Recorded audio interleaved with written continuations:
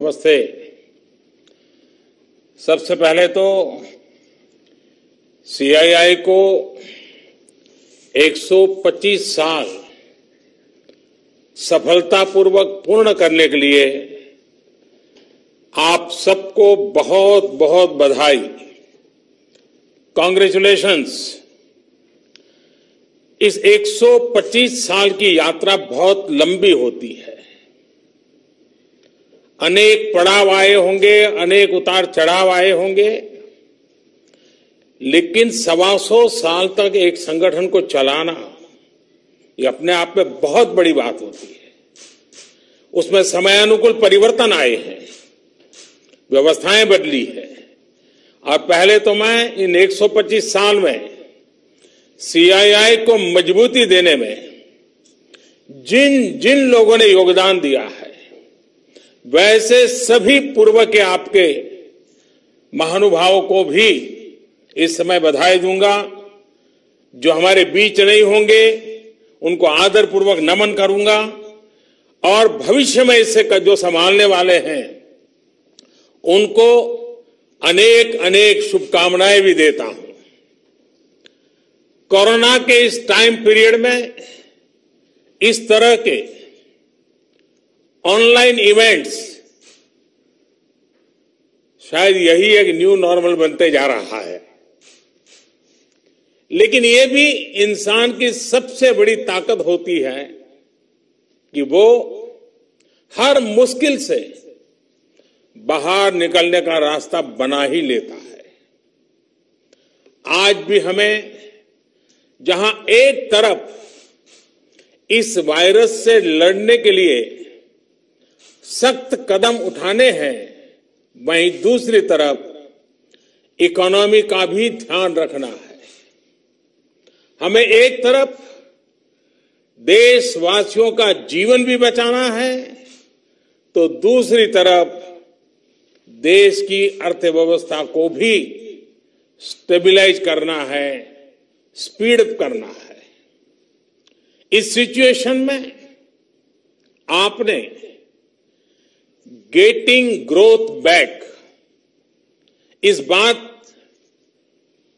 को प्राथमिकता दी है, और निश्चित तौर पर इसके लिए आप सभी भारतीय उद्योग जगत के लोग बधाई के पात्र हैं।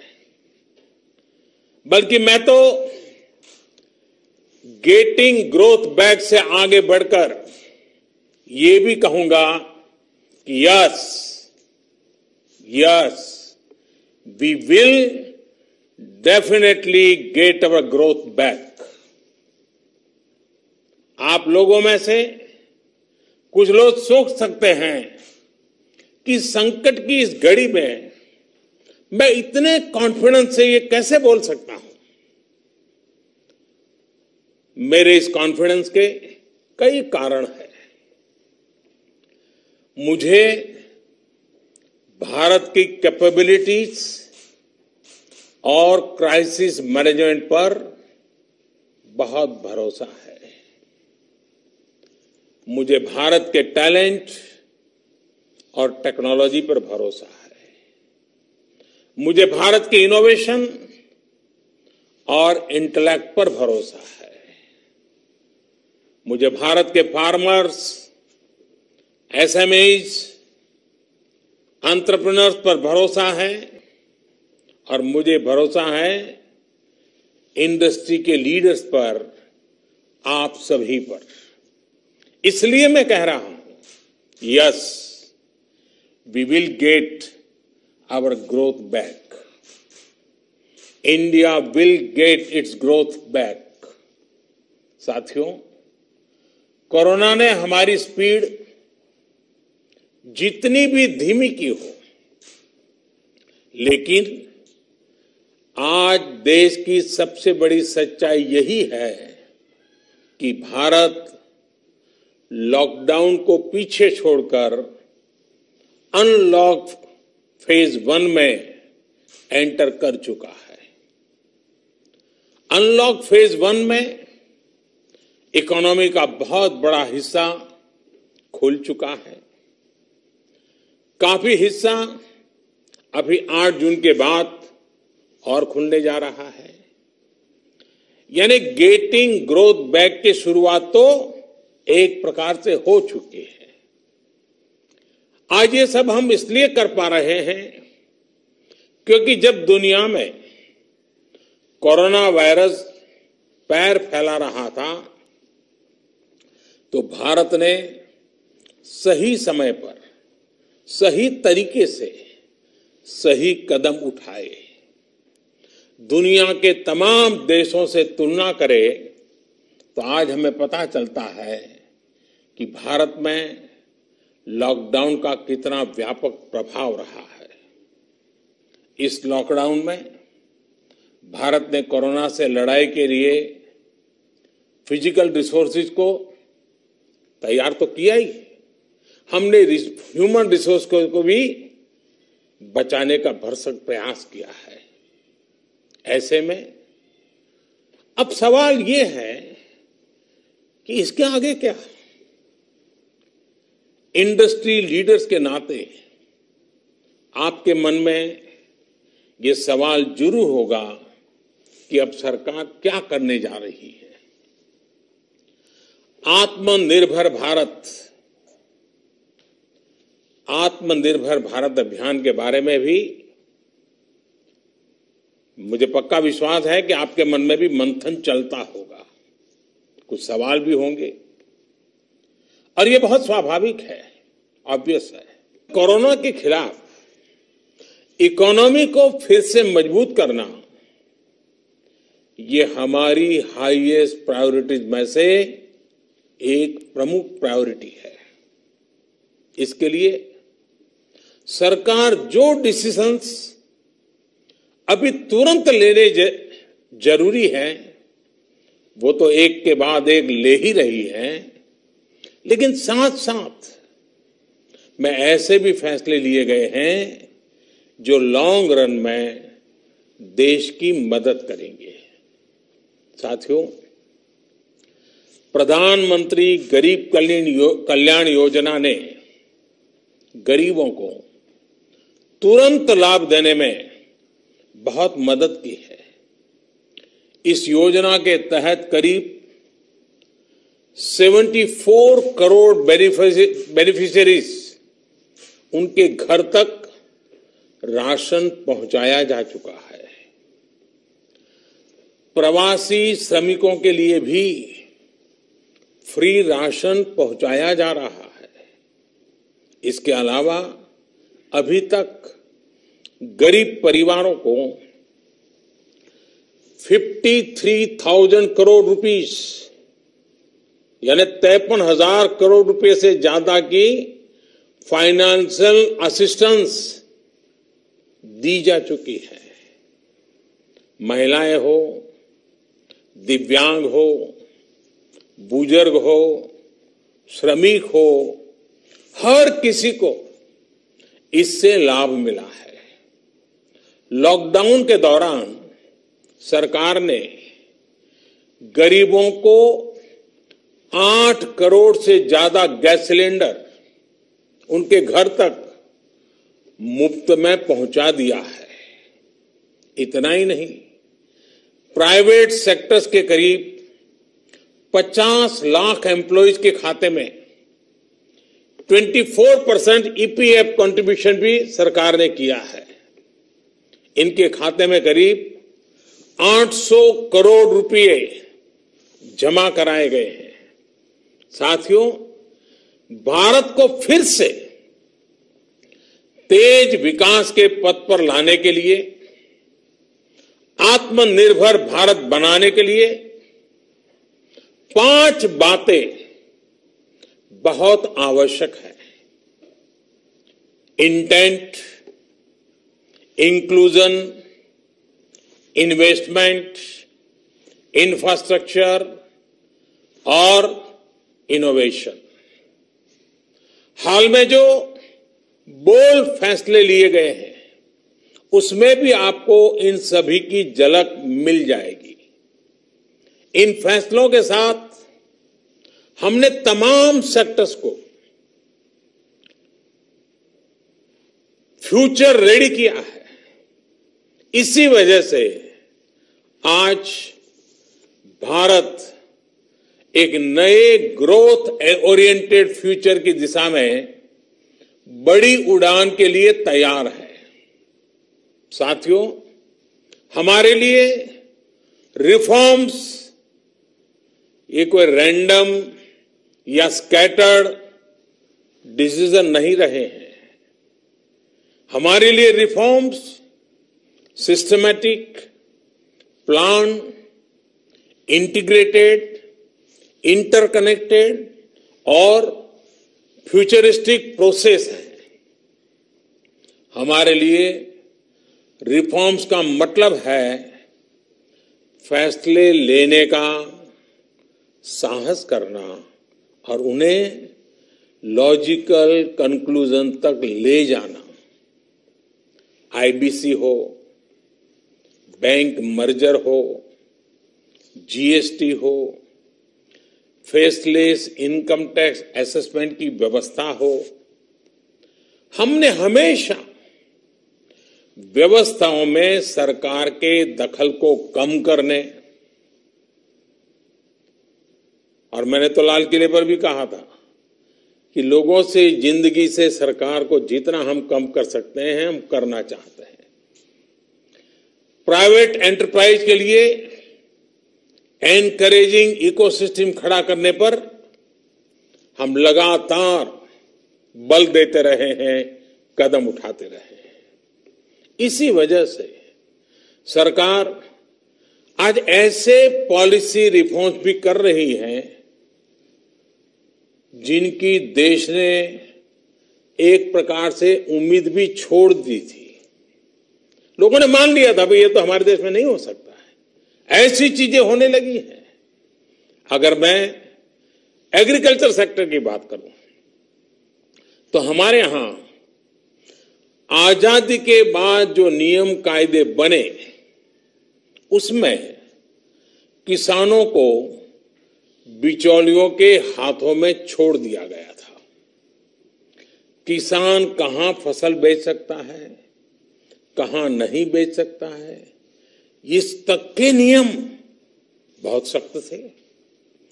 किसानों के साथ दशकों से हो रहे अन्याय को दूर करने की इच्छा शक्ति हमारी सरकार ने दिखाई है। एपीएमसी एक्ट में बदलाव के बाद अब किसानों को भी उनके अधिकार हासिल होंगे।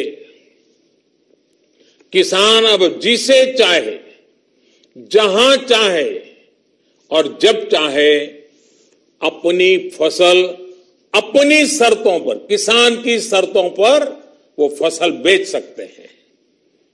अब कोई किसान अपनी फसल देश के किसी भी राज्य में ले जाकर बेच सकता है। पहले तो इस पर भी बंधन थे। साथ ही वेयरहाउसेस में रखे अनाज या एग्रीकल्चर प्रोडक्ट्स अब इलेक्ट्रॉनिक ट्रेडिंग के जरिए भी बेचे जा सकते हैं। आप कल्पना कर सकते हैं इससे एग्री बिजनेसेस के लिए कितने नए रास्ते खुलने जा रहे हैं। साथियों, इसी तरह हमारे श्रमिकों के कल्याण को ध्यान में रखते हुए रोजगार के अवसरों को बढ़ाने के लिए लेबर रिफॉर्म्स भी किए जा रहे हैं।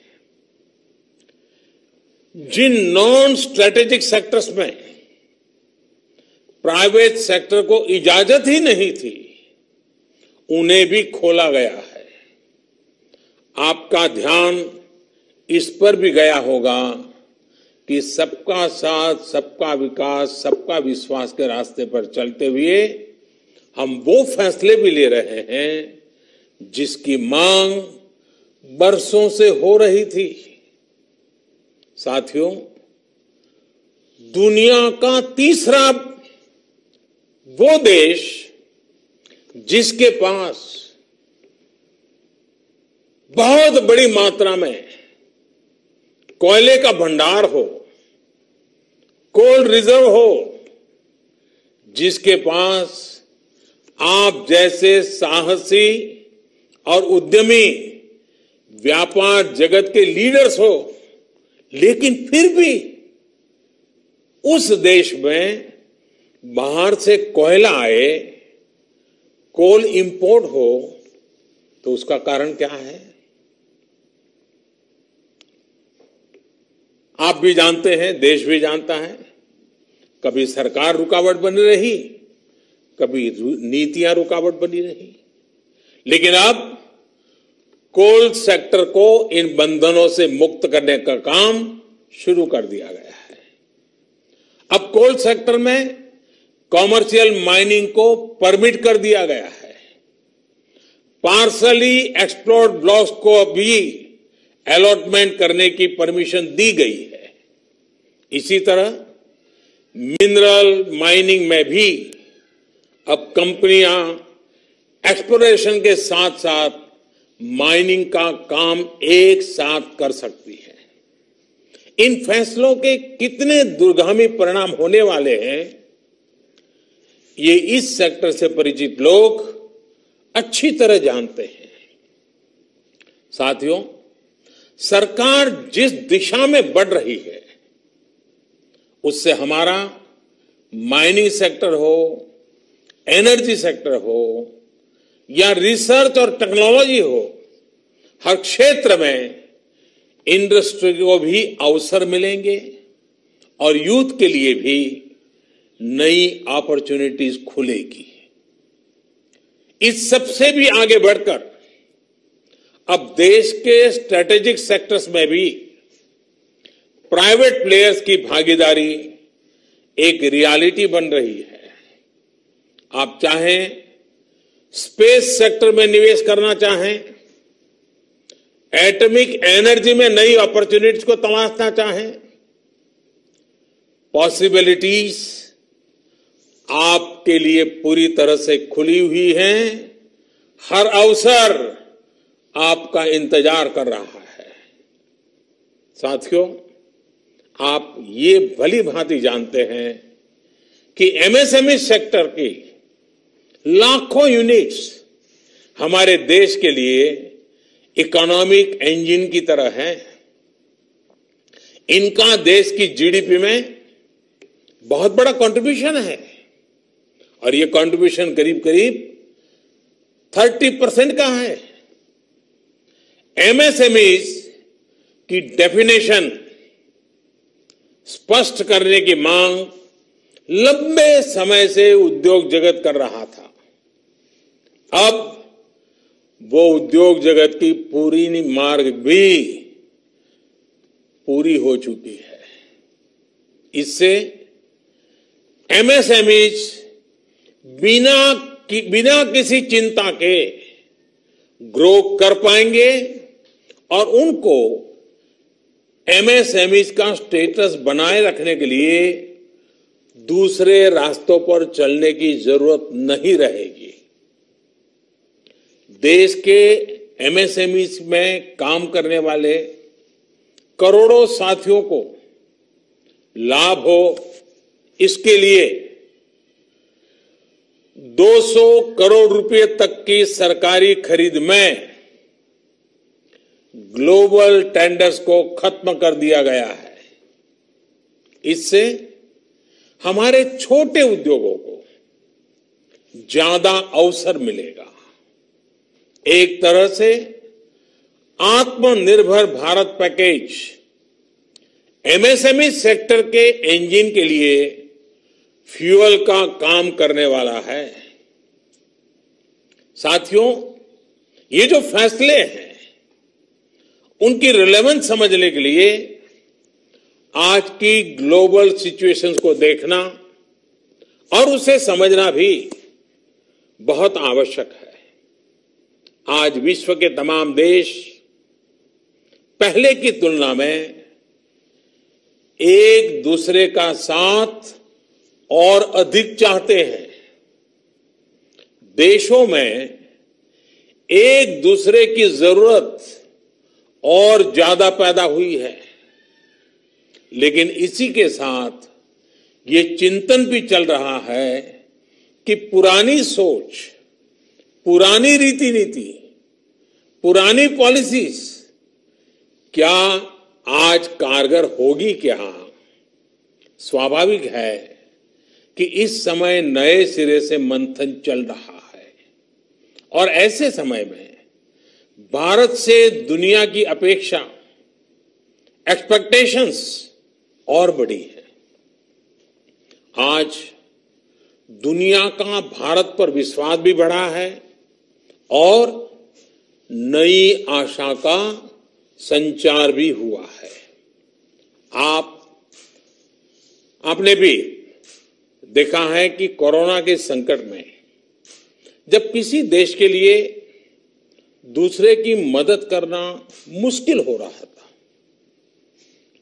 हर कोई अपने को संभालने में लगा था, ऐसी संकट की घड़ी में भारत ने 150 से ज्यादा देशों को मेडिकल सप्लाई भेजकर उनके लिए मानवीय मदद का काम किया है। साथियों, world is looking for a trusted reliable partner. Bharat में पोटेंशियल है, स्ट्रेंथ है, एबिलिटी है। आज पूरे विश्व में भारत के प्रति जो ट्रस्ट डेवलप हुआ है, उसका आप सभी को, भारत की इंडस्ट्री को पूरा फायदा उठाना चाहिए। ये आप सभी की जिम्मेदारी है, सीआईआई जैसे संगठनों की जिम्मेदारी है कि मैन्युफैक्चर्ड इन इंडिया के साथ ट्रस्ट, क्वालिटी, कॉम्पिटिटिवनेस तीनों जुड़ा हो।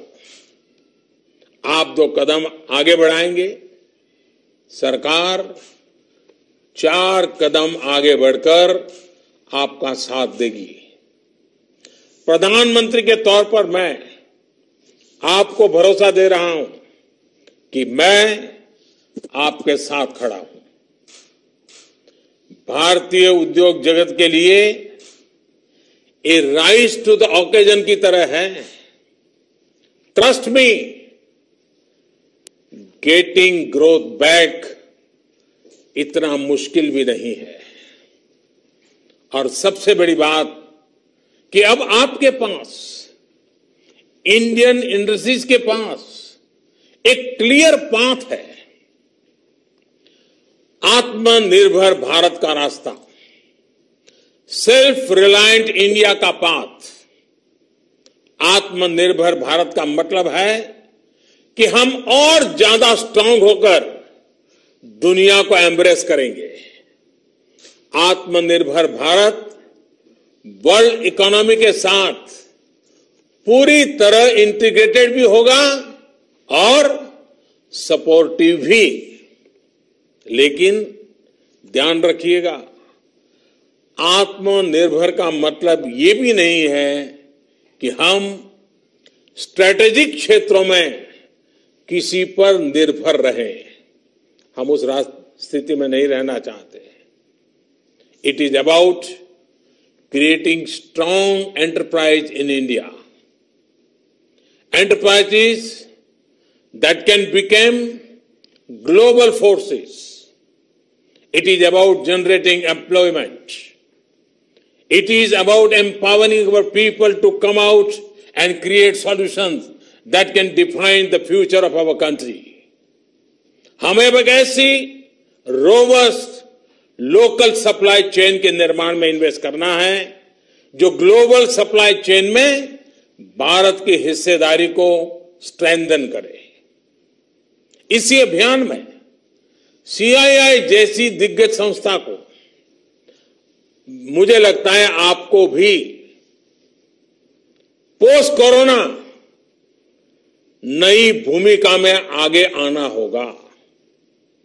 अब आपको चैंपियंस ऑफ इंडिजिनस इंस्पिरेशंस बनकर आगे आना है।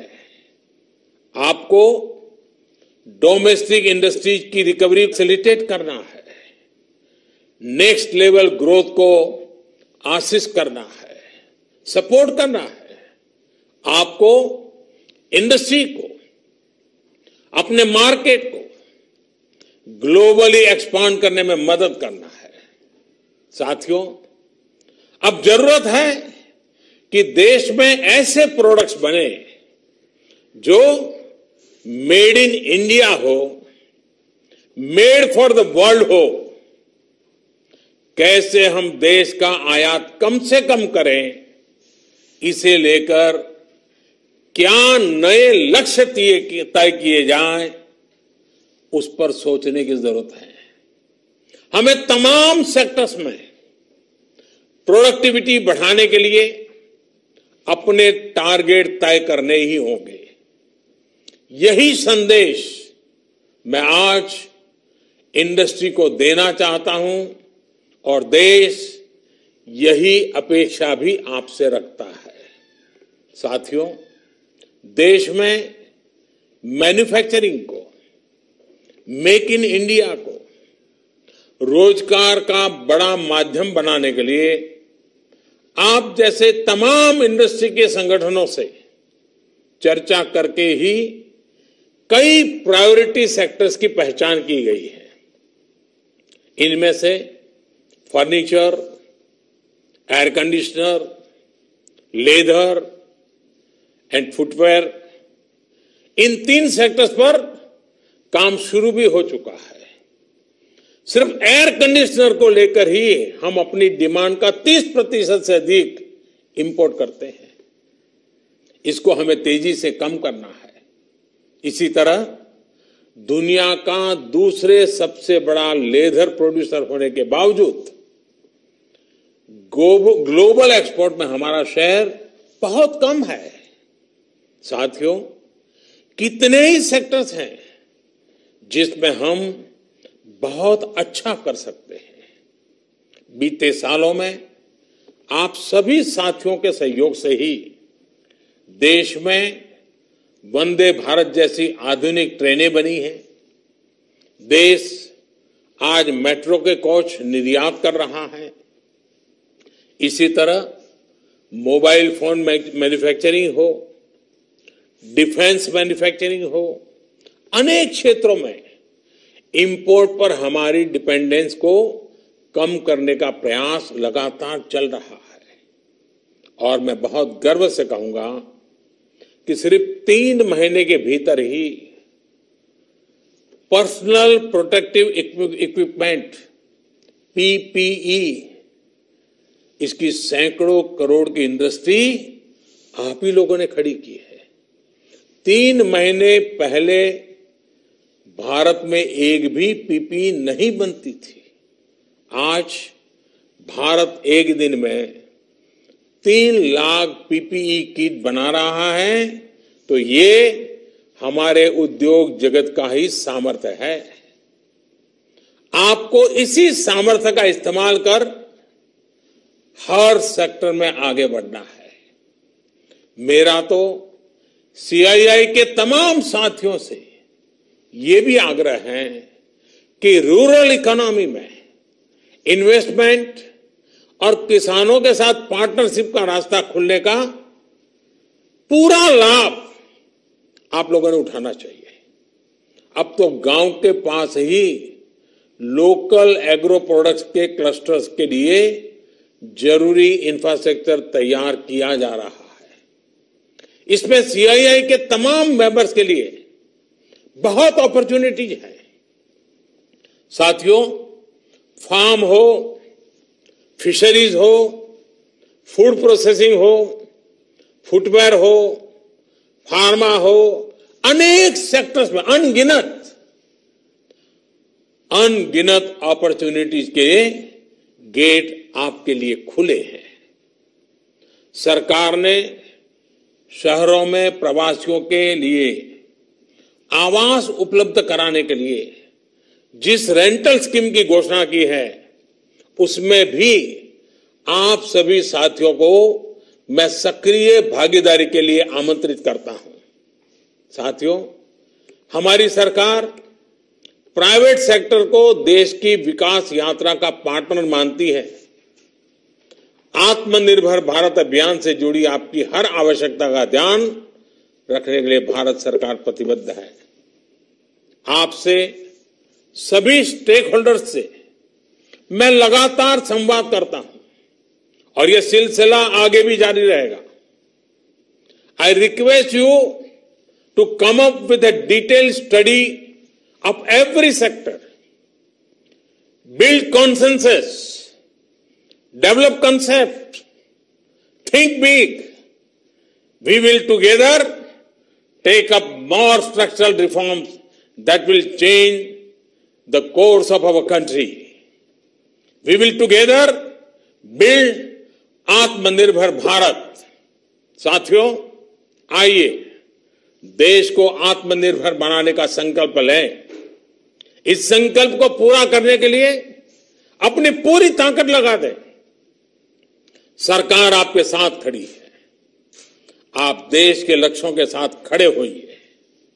आप सफल होंगे, हम सफल होंगे तो देश नई ऊंचाई पर पहुंचेगा। आत्मनिर्भर भारत का सपना साकार होगा। एक बार फिर सीआईआई को 125 वर्ष पूरा होने पर मेरी तरफ से बहुत बहुत शुभकामनाएं। बहुत बहुत धन्यवाद।